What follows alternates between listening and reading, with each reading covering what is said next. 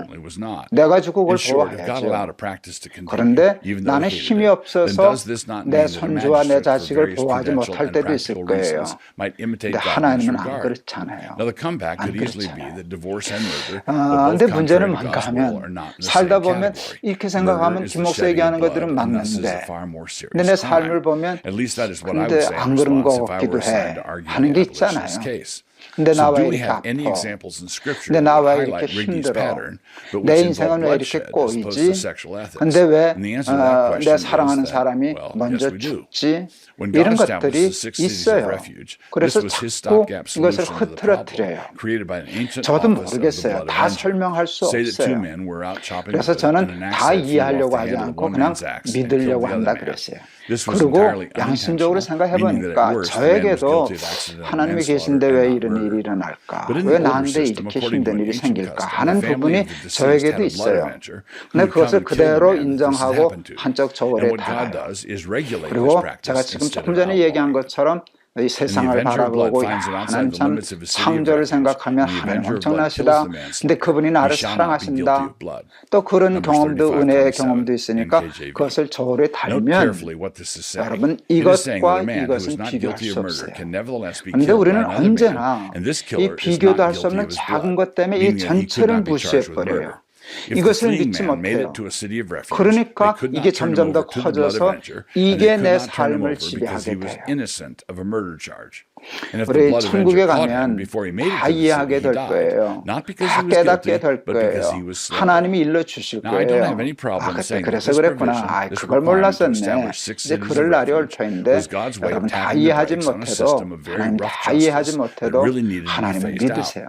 And I would also say 하나님은 that 나를 the duty of someone 사랑하셔. from this family to 하나님은 kill someone from that 전지전능하셔. family 그래서 because of an 나를 accident 구원해 is yet 주시고 another example 축복해 of 주실 hardness of heart. 거야 라고 하는 This law 일을 given through Moses is not an 현재 example of 고통 중에 partiality. 있을지라도 Not at all. 절망 중에 Nevertheless, it 있을지라도 was 혹 possible for an 죽음이 innocent 코앞에 man to 닥쳤다 die under 할지라도 this system 끝까지 because 그 of a bit 믿음을 of bad 버리지 luck. 않고 Some 믿음으로 ancient 승리하는 삶 practices God just 산다면 forbade, 얼마나 flat out. 좋을까 No sodomy, 하는 그런 no cult 생각을 prostitution, 했습니다. no graven images. 오늘 이 Other 시편에도 보면 practices he 시편의 phased out 기자들은 by 되게 regulating them. 고난 Lex 중에 이 talionis, 시편들을 concubinage, 쓰더라고요. polygamy, the blood 그런데 avenger. 이 시편의 And if we want to 기자들은 learn how to 그걸 잊지 distinguish 않았어요. what should be in 하나님은 which 얼마나 category, to the 위대하신가. law and to the 오늘 testimony. 시편에도 보니까요. Isaiah 8:20. 창조주 하나님을 Conclusion. The 기억하더라고요. attractiveness of the 땅의 abolitionist 기초를 position is that it 놓으시고 is 뭐 simple 이런 and 표현들이 다 그런 straightforward. 거 The 아니겠습니까? charge that will be brought 근데 against 그런 the 하나님을 arguments marshaled above 생각하니까 and anything like 고난도 them is that 이겨내고 they are 역경도 complicated and 이겨내고 stuffed full of 하나님을 words. My 찬송하고 reply is 그런 that 것이 simplicity is a 아닌가 virtue, but being 싶습니다. simplistic is 하나님을 not. 믿는 There are many positions 전능하신 that are attractive in their apparent 하나님이 simplicity. 나를 Sermon on 사랑하시는 the Mount 아버지 pacifism, 하나님이라 or 하는 early church 사실을 socialism, 믿음으로 or swear not at all 험한 pietism. 세상 There are 이겨 good 사는 answers to them all, but 저와 they are 여러분들 answers 다 that are 되시기를 stuffed 주의 full 이름으로 of words. 축원합니다. But they are not just words. 오늘 They 제가 are 찬송을 arranged into arguments. It is my 478장 conviction that 골랐어요. there are arguments that need to be answered 참 and not just 아름다워라 denied. 주님의 세계는 하는 찬송인데요. 우리가 닥치는 고난과 역경만 보면 거기에 빠져들어서 하나님 의심하게 되지만 늘 You don't want to come 하나님이 off like one 만드신 of those 해와 election 달과 deniers, do you? 별 Of course I 세상, do. Let me roll out my 자연을 troglodyte 보면 credentials. 하나님이 Paper 제대로 ballots straight 보여요. up, all counted 그래서 on election night before 참 11 p.m. 아름다워라 is the 이 way. 찬송 한번 Lemon 하려고 squeezy. 합니다. No early voting, no 참 ballot drop-off boxes, no electronic machines, no 아름다워라 FBI raids on opposing candidates, no convoluted legal cases during the election, and no more calls for dropping the Electoral College for doing exactly what it was designed to do. 옷보다 더 고운 백합화 주 Introduction. I would like to take a moment, dear reader, to explain why ranked choice voting is a really bad idea. I'm doing this because certain malevolent forces have managed to get the option for proven said ranked choice voting onto the ballot this November in Idaho. I said that this was a really bad idea, but do not wish to mislead you by underselling the badness of it. If bad ideas were a monarchy, this would be their king. If bad ideas were cliches, this would be a stitch in time and a bird in the bush. If bad ideas were a 5-gallon bucket, there would be at least 10 gallons all over the floor. I suggest you read through this piece by Dan McLaughlin over at NR, then read through the rest of what I have to say below, and then in the conclusion I may tell you what I really think about all this. All this in addition to the fact that if bad ideas were a dog's breakfast, this would be a half-eaten taco behind a dumpster in a Mexico City barrio, explaining the mechanics of this bad idea. Those in favor of this travesty will call it a proposal for a quote-unquote open primary. I've already seen an ad that treats it like Fresh Mountain Air, the way Salem cigarettes used to do in their ads. Springtime fresh. Fresh Mountain Air seems brisk enough and all bracing and healthy-like, but since I'm tired of this metaphor, it is simply an expensive paint to give the haunted house some curb appeal. This would not be an open primary according to the traditional definition, which should be called more accurately a jungle primary. And by jungle, I'm not referring to the beauty of exotic butterflies, but rather to the snakes, to the large and slimy ones. All of this is being brought to you courtesy of Prop 1, and so you should consider it your duty to show up on Election Day in order to vote no against this beast from the lagoon, all while singing at least 2 or 3 imprecatory songs. If passed, how will it go? How will it work? All the candidates, no matter what party they belong to, are all in the same primary election. We throw everybody into the same pot, and the 4 top vote getters then get to advance to the general election. In that general election, you do not get to vote for just one candidate, no, but you must instead rank all the candidates in order of your preferences.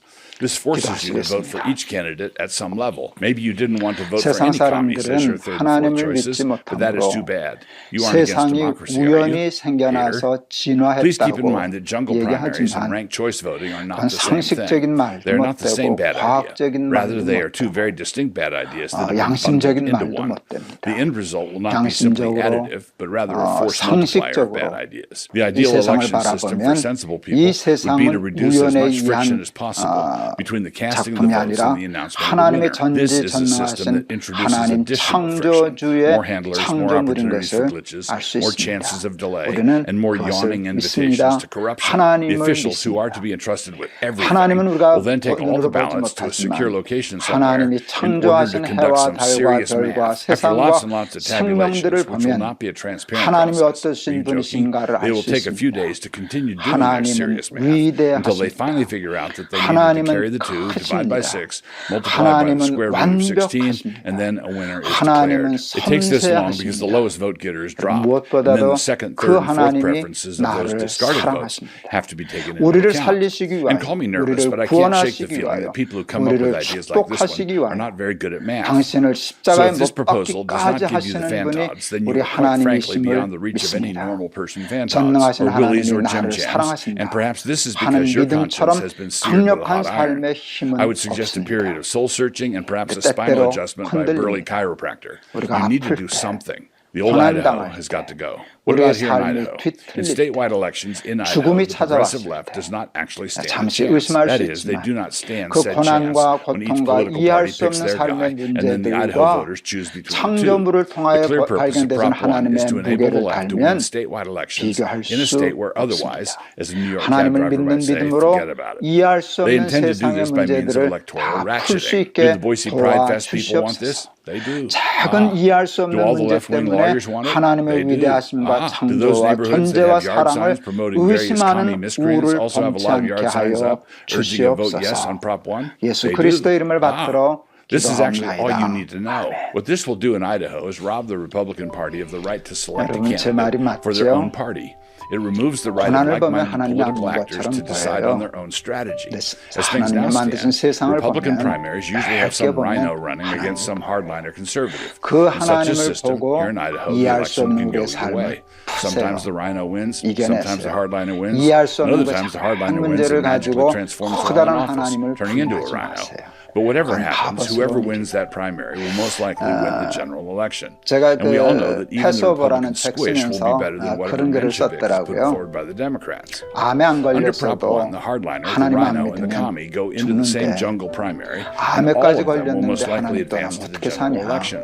So rather than 2 Republicans toughening one another up as members of the same party, this mandates a splitting of the conservative vote. Please allow me to say that again. This mandates a splitting of the conservative vote. Someone might reply that it could split the commie vote also, but with this system, splitting the vote of the conservatives will have far more of a negative impact on them. Alaska is a 60-40 Republican state, and this misbegotten system is what enabled a Democrat to defeat Sarah Palin for an open congressional seat there. That was the whole point of adopting this system in the first place. I refer you again to the McLaughlin piece.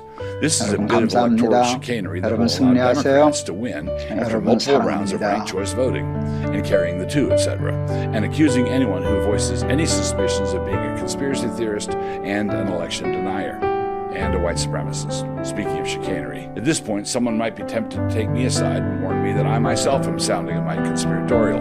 You don't want to come off like one of those election deniers, do you? Of course I do.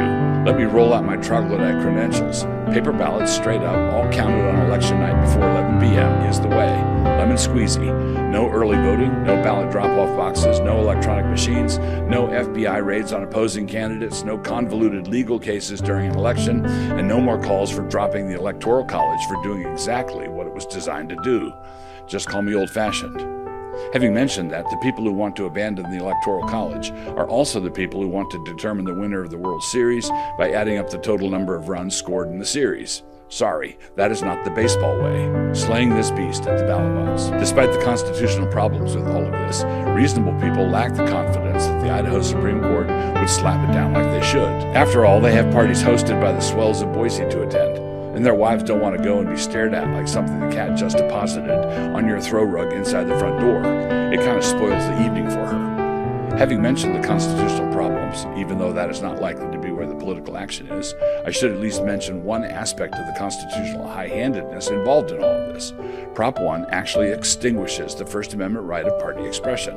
Parties no longer have the freedom to select their own nominees. Instead, they can easily be shackled against their will to one or more candidates who simply claim affiliation with the party and who made it past the jungle primary. In other words, someone who was the second choice of a bunch of Democrats could be the Republican office holder and wind up in that position because he was the second choice of a bunch of Democrats. But to disenfranchise a party like this is to rob individual citizens of the right to coordinate their political action with others, which in turn disenfranchises them. And so this measure is emitting noxious fumes that the Idaho Supreme Court is unlikely to smell, which raises the question of what is to be done. If this measure is going to be defeated, and have I mentioned that it needs to be defeated? It needs to go down at the ballot box. And by going down, I mean that the good people of Idaho need to soak it with a full can of lighter fluid and touch it off. Ideally, this should be accompanied with loud whoops.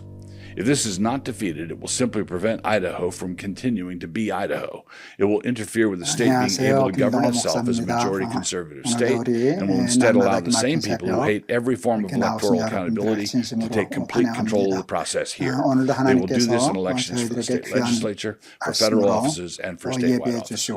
It needs to be stopped the same way all monstrosity should be stopped. Unfortunately, the conservatives need to make up a lot of ground because we need to get this done in the next few weeks. If I might be so bold, may I ask that you send a link to this post to any of your friends who are Idaho 그러므로 voters? 예수께서 다시 이르시되 내가 진실로 진실로 너희에게 말하노니 나는 양의 문이라 나보다 먼저 온 자는 다 절도요 강도니 양들이 듣지 아니하였느니라 내가 문이니 누구든지 나로 말미암아 Dear 들어가면 구원을 Darla, so I 받고 take it that 또는 things are getting 들어가며 mighty 나오며 serious over there. 꼴을 Good for 얻으리라 you. I trust you are 거두려는 것은 smiling at him brightly. 도둑질하고 죽이고 멸망시키려는 것뿐이요 내가 온 것은 양으로 생명을 얻게 하고 풍성히 얻게 That 하려는 apparently 것이라 being the case, 나는 let me compare and 선한 contrast 목자라. two different kinds of 선한 daddy 목자는 issues. 양들을 위하여 When a 목숨을 father has been a good 버리거니와 father to his daughter, as 싹구는 yours obviously 목자가 has been, 아니요 양도 despite 제 being a 양이 great 아니라 blessing, 이리가 온 것을 nevertheless 보면 creates a unique set 양을 of 버리고 challenges. When a father has been 이리가 distant or 양을 abdicating or 물어가고 abusive, 또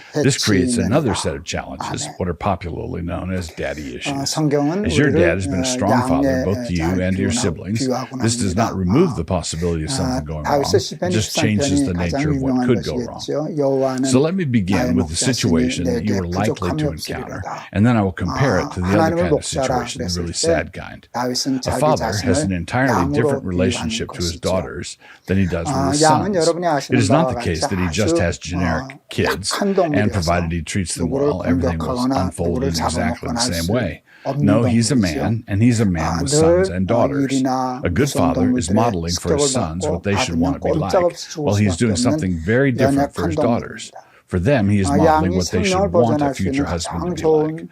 A similar thing 방법은 happens on the other side with 목자의 mothers and daughters and 보호하에 mothers and 있을 sons. 겁니다. In this case, he is modeling the kind of man you should want, not the kind of man you should be. The paradigm for all this was established in the Garden of Eden long ago.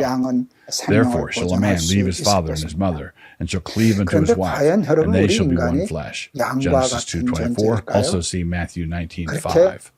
Sons leave, daughters are given. This means the son detaches from his father in a manner that is very different than how a daughter detaches, although they both are separated from their families of origin in order to form a new family unit. When the Apostle Paul is writing about the different requirements for the sexes in the course of a service of worship, he says this: "Let your women keep silence in the churches, for it is not permitted unto them to speak, but they are commanded to be under obedience, as also saith the law." 1 Corinthians 14:34, as the law says. But where does the law say that? The most likely candidate is found in Numbers 30, the passage that talks about how to manage it when a daughter or a wife has made a vow to the Lord. I won't quote the passage at length here, but it is worth looking up and reading through carefully. Numbers 30, 3 through 16. In that passage, if a woman vows something to the Lord, her father has the authority to abrogate that vow when he first hears of it. But if he hears of it and says nothing, then her vow stands. This shows how even an abdicating father is held responsible. His inaction is treated by the law of God as action. If this young woman then marries, the same principle carries over to her new husband. If he hears of it and says nothing, then the vow stands. This shows that there is an analogous relation between a father and daughter and a husband and a daughter. Both a father and a husband are heads, and at a wedding, that covenantal headship is transferred. But I would have you know that the head of every man is Christ, and the head of the woman is the man, and the head of Christ is God. 1 Corinthians 11:3. If the head of the woman is the man, referring to her husband, if we place these passages together, this means that her father was her covenant head before she was married. And why are you bringing all this up, you might be asking? I'm in love, so why the deep theology? Well, this is all going to be enormously practical in just a few months. The stronger and tighter your relationship with your dad, the more of a challenge it will be transferring that allegiance to a different man. Not only that, but a different man who's 30 years younger than your dad and that much more inexperienced and who doesn't have the same kind of deep account with you that your father does. About the only thing he has over your father is that he can probably run faster. But it is not hopeless. What he has going for him is that this whole thing is apparently a design feature. God intends for this to be done, so when it is done right, it really is glorious. But there are ways in which it can be done poorly, ineptly, or not at all. So it is a father's task to have his daughter's emotional bank account full and topped off. But he has to do this in such a way as enables her to transfer it all to another bank. If he does this right, he is giving a new and inexperienced husband a head start and time enough to learn the ropes. The new husband can draw on the account that the father established. But if dad is the wrong kind of alpha father, he's going to have trouble letting go, or his daughter might have trouble letting go, or both. And this is how the poor daughter becomes the rope in a tug-of-war. One of the temptations that comes to strong fathers is the temptation of viewing strong sons-in-law as competition somehow. This is the setup for all kinds of problems. When your dad gives you away, he is such a gracious Christian gentleman. I have no doubt that he will do it right. But sometimes daughters don't have their father's wisdom, and they compare their husbands to their dads in the wrong way. And there are fathers, and I'm afraid that I've seen them, who give their daughter's hand ceremoniously during the wedding, but no other way. They don't really let go, in other words. The young couple needs to fix it in their minds that they are establishing a new covenant household, one that, as households go, has the same rank as the households they grew up in. The household of the kids is not an annex to or extension of the households of the groom's family or of the bride's. After the wedding, we have 3 households, not 2.5. You don't want your oldest child to be 16 when he experiences his first Thanksgiving in his own home. I know you folks very well, and I know that they're committed to this principle that I'm describing, and so I know that they're not going to be difficult. But this should still be one of your expectations for Trent. You should be considering whether or not he's the kind of man who would shield you from your well-meaning in-laws, or if your folks are being difficult, from them as well. If you are getting undue pressure from his mother or from your father, which we obviously do not expect, he is the kind of man who will step in between. Will he be the kind of man who would say, "Mom, we really want to hear your concerns, and we will consider them and pray through them, but you really need to bring them to me and not to Darla." Good fences make good neighbors, and a good man is always a good fence. Compare all this to the other kind of problem. If a young woman has the other kind of daddy issues, she can't get away from home fast enough. Or at least it appears that way. But she has a vacuum inside, and she's looking for a way to fill it up. It is a vacuum that is shaped like an authoritative male head, and so she takes her father void, her father hunger with her. This is why she so easily latches onto or clings to a man or to men, to anyone she thinks might be able to fill that void. And so she goes off to empower herself through pole dancing or some other way of disappointing her father. Of course, there is no shortage of men around, but none of these men can fill that void, and a good 2/3 of them don't even want to. They just pretend to want to in order to get her into bed, and then they are gone like the whistling wind. And just like the whistling wind, they never call anymore. But in a healthy situation, as I said above, the father of the bride is giving the new husband a head start. He is beginning a new venture in the establishment of this household, and a godly father has been the financier, the venture capitalist. when a secure daughter transfers her allegiance to her new head, which is not the same thing as transferring loyalty, affection, or respect. She's doing something that should come naturally. She loves and respects her dad, as always, but her allegiance has been transferred. She is a naturalized citizen of another country now. A woman used to carry her father's name, and now her last name is the name of her husband. When feminists kick at this, thinking that they are subverting the patriarchy, they're not actually keeping their womanly name. They are doggedly sticking with their father's name and their grandfather's and their great-grandfather's. They are being narrowly patriarchal in this. A Christian maiden is brought up knowing that a woman is not bound to one male line forever. She knows that each new generation of daughters is privileged to bring new life to a new line. This is God's design. A woman is supposed to take her husband's name. This is not a quaint Anglo-Saxon custom. It is fully biblical. Male and female created them and blessed them and called their name Adam in the day when they were created. Genesis 5:2. God created them, male and female, and placed his blessing upon that and called their name Mr. and Mrs. Adam. All the LGBTQ plus business is nothing less than hostility toward the blessing of God. You should therefore relinquish your father's name, and you should do it with joy. When your dad gives you away, it is so that you might take a name other than his, and that should bring him great joy. How could it not? It is God's design. With gladness and rejoicing, they shall be brought. They shall enter the king's palace. Instead of your fathers shall be your sons, whom you shall make princes in all the earth. Psalm 45, 15 and 16. Your uncle, Douglas. So, thanks for watching our content. We really appreciate it. I want to take a second to talk about my book, Angels in the Architecture, and how you can listen to the audio version for just 99 cents, which, if you round up, is a whole dollar. The modern view of the world is empty and lifeless, nothing more than a bunch of matter in motion, with life by the thousandth millionth chance emerging from chaos. The modern world, as a result, can only conceive of progress as more efficiency, more technology, more domination, greatly improved matter in motion. By way of contrast, the Christian faith presents a glorious vision for culture and a vision of the world in which truth, beauty, and goodness are built into the very molecules of the universe. Angels in the Architecture, which I wrote together with Doug Jones, the book covers such diverse topics as creeds, poetry, history, the church, feasting, and storytelling. And here comes my best imitation of a salesman. The audiobook is now available at mycanonplus.com. If you haven't joined Canon Plus yet, what's wrong with you? Excuse me. You can get your first month for just 99 cents by using promo code DOUG99, DOUG99, all caps. My name is in there not as an ego thing. We're just trying to help you remember it. The idea is that we can import anybody from anywhere and in any amount and have the only result be a larger array of choices when it comes to ethnic restaurants. But answer me this.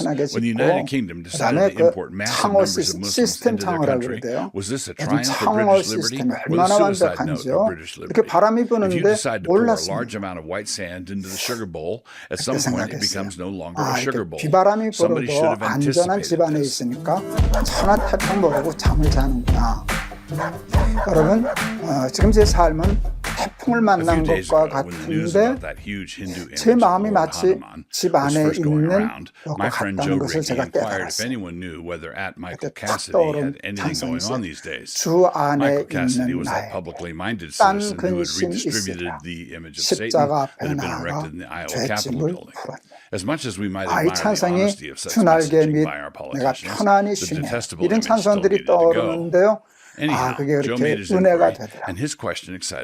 설명하기는 어렵지만 하나님의 은혜로 제가 예수님을 믿게 되었거든요. 누구를 믿는가? 선한 목자로 믿게 되었거든요. 저는 힘없어요. 저는 지혜도 없어요. 모든 부는 바람을 막아낼 아무런 능력도 없어요. 나한테 있는 게 있어요. 예수님이 있어요. 그분이 인도해 주실 터이니까 그분이 막아주실 터이니까 그분이 해결해 주실 터이니까 그게 믿어지니까 바람은 부는데 흔들리진 않고 제 마음속에 참 하나님이 주시는 평안과 평화가 있는 것을 깨닫게 되었어요. 오직 의인은 믿음으로 말미암아 살리라 하는 말씀이 두고두고 맞습니다. 믿음 때문에 삽니다. 그 믿음은 예수님입니다. Chesterton probably 예수님이 didn't say it, 누구이신 but he 것을 should have. 믿는가? Those who don't 선한 stand for 자죠. something will fall for anything. 천지를 We are 창조하신 now in 전능하신 such a state of 하나님이 civic disarray 나를 that we will 사랑하시고 fall for anything. 진리로 These 지혜로 Hindus know 옳은 what they 것으로 believe, and 바른 they have 것으로 acted accordingly. 생명의 길로 Heartland 구원의 Americans 길로 don't know what they 인도해 believe 주시는 and wouldn't 선한 know how to 목자라 defend it if they did 하는 know. 것을 They 믿는 feel like 것이고 something is wrong with 그다음에 this whole 중요한 thing 건 somehow, but 믿고 cannot articulate 의지하고 it. When they try to 따라가는 raise their 것입니다. inchoate concerns at a family 그러면 reunion, 여러분 say, 태풍 they 부는 have a learned 밤에도 cousin, a seminary 그것도 grad, 모르고 who patiently 가난히 explains to them 잠들 수 that 있고 this is the 밥 price we 먹을 수 pay for 있고 liberty. 자기 And 일상의 thus an appeal 삶을 is made to 살 another 수 giant 있습니다. statue, this one being up in New York 사랑하는 우리 and 날마다 Texas. 기막힌 The 새벽 liberty that these 여러분, Hindus have found here in the 여러분들 land of 고난 the 중에 free 있는 분들 should 참 actually be 많죠. celebrated, the learned cousin 바람 부는 explains. Celebrated?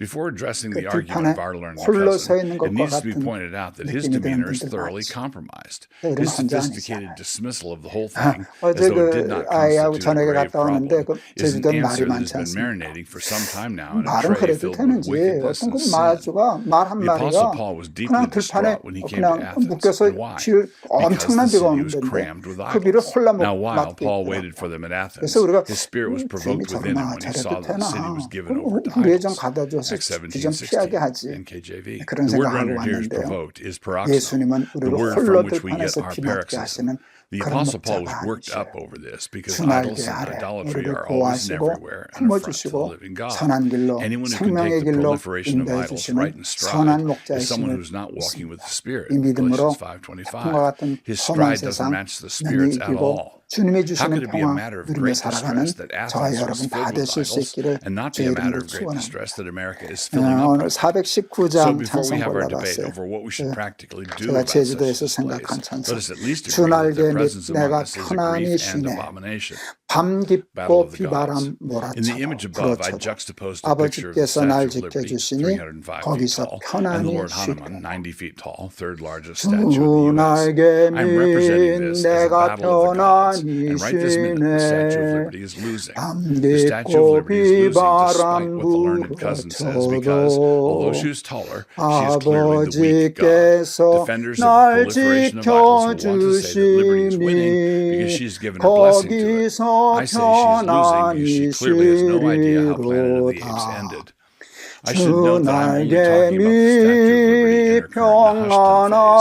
As originally conceived, we should have no problem with such a welcoming presence in New York Harbor, a glorious personification of actual liberty for those immigrants who are seeking. But as liberty is currently conceived and defended by people like the learned cousin, all such conceptions of liberty are the enemy of liberty.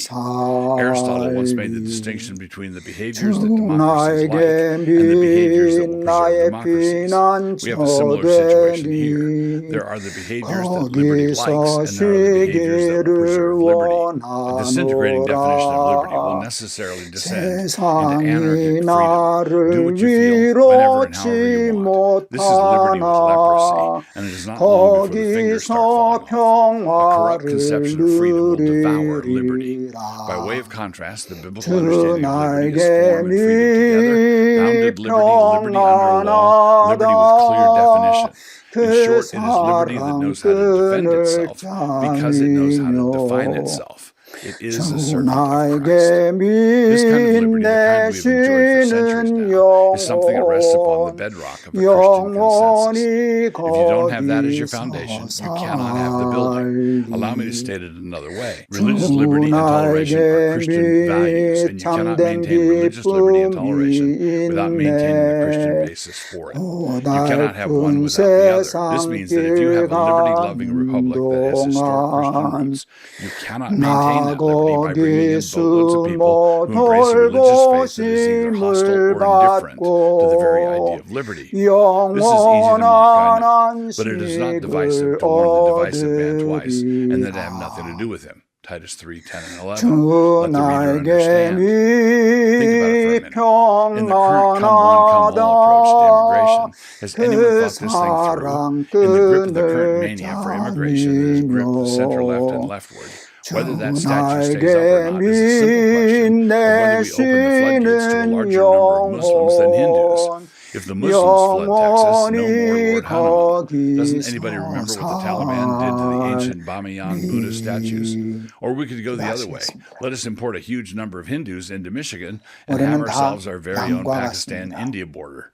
우리가 So I'm not 일으켜놓은 arguing for a 과학, commando 문명, attack on the idol or a 엄청난 vigilante approach to it. 과학적인 This is a 세상을 job for the 보면서 civil magistrate to figure 착각하기도 out. 하지만 One of the first things to look at would be our immigration 생명과 policy. This statute did not 사랑과 happen because a large number 평화와 of native Texans 자유와 started seeking enlightenment from the East. 그와 같은 This happened 아름다운 because of a loose and 삶에 reckless 대해서 approach to 인간은 immigration. A 건물만도 wise immigration policy does not tie two 우리는 cats 다 together by 양과 the tail 같아서 and then throw them over a 선한 clothesline. 목자를 만나지 Having said this 아니하면 much, I do understand how easy it 그분의 is to mock 보호와 such a statement 이끄심을 as 받지 nativistic 아니하면 jingoism. 우리는 An appeal is made 절대로 to the inscription on the 홀로 Statue of Liberty, 구원받을 give 수 me your 없는 huddled masses, and 존재임을 so on. 고백합니다. The idea is that we can import anybody 예수님이 from anywhere 내가 and in any 나는 amount and have 선한 the only 목자다 result be a larger array of 말씀하셨습니다. choices when it comes to ethnic 옳습니다. restaurants. But answer me 믿습니다. this. When the United 저는 Kingdom decided to 예수님이 import 저의 massive 선한 numbers of Muslims 목자이심을 into their 믿습니다. country, was this a triumph 예수님은 of British 천지를 liberty or the 창조하신 suicide note 하나님 of British liberty? If you 그분은 decide to 나를 pour a large amount 사랑하셔서 of 날 white sand into the sugar bowl, 살리시겠다고 at 당신의 some point it 생명을 becomes no 십자가에 longer a 못 sugar bowl. 박으신 분이시다. Somebody should have anticipated 그리고 this. 예수님은 Postscript. And to 진리시요 anticipate the response of the 지혜이십니다. ethnic idolaters, the 그분을 sugar is 믿고 sweet because it 그분의 is 보호 아래 Christian, not because 그분의 it is white. 인도하심을 I 따라 like brown 살면 sugar too. 태풍이 And I must say, I don't have much use 강한 at all 원수가 for 내 the bros whose 생명을 idea of 노려다 a solution is to fill our bowls with Nordic white 완전히 sand. 내 The 생명을 DNA of their 보호하고 sand is superior, 밤에 or would be 잠자고 if sand had 또 DNA. 밥 먹고 And their mortal enemy is 생활하며 the left who are trying to 평화를 make us all 누리며 use brown sand. 살기를 I can't say that I have any use for 이 either 믿음을 of these 주신 하나님께 감사하고 views. 우리 All I know how 사랑하는 to do 날마다 is wreck the 기막힌 oatmeal. 새벽 우리 사랑하는 친구들에게도 이 믿음 위에 믿음을 더하여 주시사 바람 부는 언덕에서도 외롭지 않고 홀로 Samuel Johnson once observed that we more often need to be reminded than we need to be instructed. Instructing someone on what he already knows is an irritation. Reminding someone of what we all confess is a needed reminder is a blessing. 삶이 누구에게나 힘들어요, 여러분. 늘 바람 부는 세상이에요. We need to consider a passage which is familiar for many reasons. The Lord Jesus quotes it when he tells us what the greatest commandment in all Scripture is, Luke 10:27. This passage contains the great Shema, recited by the Jews constantly. Hear, O Israel, the Lord our God is one Lord. This is the passage that led many of us to undertake the high calling of Christian education for our children, when you walk along the road, when you are sitting in your house. But there's another jewel here for us. Quote, Then beware lest thou forget the Lord, which brought thee forth out of the land of Egypt, from the house of bondage. Deuteronomy 6:4-13. Beware lest thou forget. Hear, O Israel, the Yahweh our Elohim is one Yahweh, verse 4. In paraphrase, we might say that Jehovah, our gods, is one Jehovah. And you shall love the Yahweh, your Elohim, with everything you've got, verse 5. These words that Moses is delivering shall reside in your heart, verse 6. As a result, they must also be in your mouth as you teach your children in every setting, verse 7. Tie them onto your hand, bind them to your forehead, verse 8. These two locations indicate behavior and thought. Be careful, little hand, what you do. Be careful, little head, what you think. Write them down on your doorposts and gates, verse 9. Then, when God gives you an abundance of his goodness, verses 10 and 11, you must watch out lest you forget the Lord, who brought you out of the house of slavery, verse 12. You shall fear the Lord and serve the Lord and take your oaths in his name, verse 13. We love by remembering. There are a number of verbs in the imperative in this passage: hear, love, teach, talk, bind, write, fear, serve, and swear. But we should be able to see that they all come together in this one verb, remember. Do not forget, verse 12. We know from the New Testament that the highest form our obedience takes is in submission to the great command to love. But what do you do exactly when you love? Should you grit your teeth and radiate love rays? No, we love by remembering. Remembering grace is not a work. With a doctrine like this one of the first things we might forget is that God loved us first. If we love because he first loved us, 1 John 4:19, then we remember him because he first remembered us. This means that God remembers us, and it is only because he remembers us that we can remember him. There are numerous examples of God's remembrance, so let's just point to a few. God remembered Noah, Genesis 8:1. God remembered Rachel, Genesis 30:22. God remembered his covenant with Abraham, Isaac, and Jacob, Exodus 2:24. God remembered the house of Israel, Psalm 98:3. What is all this but to say that God loved his people? So remember then, salvation is by grace through faith, from first to last. How then should we love? When forgetfulness begins, love is then in decline. Do not forget all the Lord's benefits, Psalm 103, verse 2. The Israelites did evil when they forgot, Judges 3:7. Paul loved the poor by remembering them, Galatians 2:10. The blood of Jesus is the only possible covering for our sin. A cloak of forgetfulness can't cover sin because forgetfulness is one of the greatest of sins. Never hide your dirty sins under a pile of bigger dirty sins. Never hide your crud under worse crud. Not smart. Walk backwards into the future. Samuel Johnson once observed that we more often need to be reminded than we need to be instructed. Instructing someone on what he already knows is an irritation. Reminding someone of what we all confess is a needed reminder is a blessing. Quote, therefore, I intend always to remind you of these qualities, though you know them and are established in the truth that you have. I think it right, as long as I am in this body, to stir you up by way of reminder. This is now the second letter that I'm writing to you, beloved. In both of them, I'm stirring up your sincere mind by way of reminder that you should remember the predictions of the holy prophets and the commandment of the Lord and Savior through your apostles. 2 Peter 1, 12 and 13, 3, 1 and 2. What are we to remember?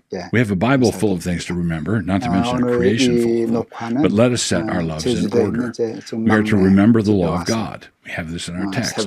God delivered us from the house of slavery, and His law is our life. Love is defined by the law, Romans 13:8. Of course, if we have forgotten God and His word, that same law condemns us and drives us to Christ. We are to remember the salvation of God. We see this through the Passover in the Old Testament, Exodus 12:14, and the Lord's Supper in the New, 1 Corinthians 11:24 through 26.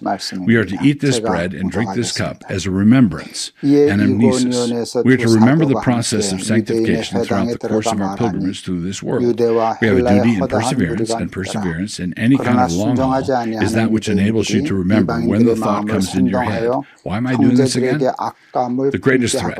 Returning to the text we started with, what is the great eraser? We have written all the goodness of God up on the board to remind ourselves, up in front of the class. We have memorialized His great kindnesses to us. What is most frequently used to wipe it all away? What makes us forget the goodness of God? The answer is the goodness of God.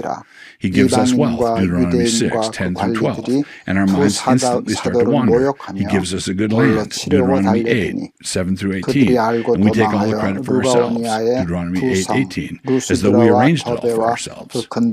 Forgetfulness can seem pleasant enough at the time, but it is actually the lip of the abyss. The wicked shall be turned into hell, and all the nations that forget God. Psalm 9, 17. 최고의 지도자들이었습니다. 그런데 저들이 안디옥 교회를 함께 섬기고 있었습니다. 여러분, 그와 같은 탁월한 지도자가 있으면 그 교회는 자연스럽게 성장하고 부흥하고 강건하여질 것입니다. 그런데 안디옥 교회는 저들을 잡아두지 않고 모셔두지 않고 선교사로 파송합니다. 자기 교회의 유익을 구하지 아니하고 보다 더 크고 중요한 하나님 나라의 확장을 염두에 둔 교회의 아름다운 모습이라고 생각할 수 있는데 오늘날 우리 교회들이 이와 같은 사도행전의 안디옥 교회 정신을 배워야 하리라 생각합니다. 하나님 나라는 잊어버리고 그냥 자기 교회의 부흥과 성장만을 꾀하는 것은 기독교의 하나님 믿는 사람들의 정신은 아니라 할 것입니다. 이와 같은 스케일 때문에 안디옥 교회의 순수한 마음과 큰 마음의 스케일 때문에 초대교회는 많은 어려움과 역경이 있었음에도 불구하고 땅끝까지 복음이 전해지는 놀라운 역사가 일어날 수 있었던 겁니다. 이제 바나바와 바울과 바나바가 안디옥교회 파송을 받아서 이제 이것저것을 다니면서 복음을 전하는데 바울과 바나바는 보니까 매우 파격적인 선교를 합니다. 그리고 굉장히 전략적입니다. 첫째는 이방인들에게 복음을 전하기 시작했습니다. 여러분, 우리가 다뤄왔지만 유대교인들은 이방인에 대해서 굉장히 금기시했잖아요. 이방인에게 복음을 전한다, 하나님의 계명을 전한다, 계명을 가르친다라고 하는 건 있을 수 없는 일인데 바울과 바나바가 그것을 깹니다. 그래서 복음이 예수님 말씀하신 것처럼 땅끝까지 이르러 내 증인이 되리라 하는 말씀을 이루게 됩니다.